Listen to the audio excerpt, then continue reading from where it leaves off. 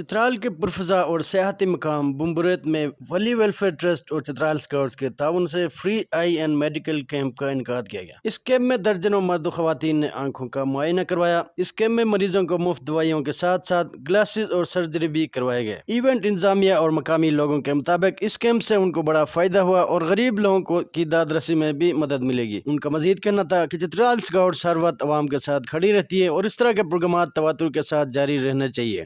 ہم اس وقت بمبریت میں موجود ہیں۔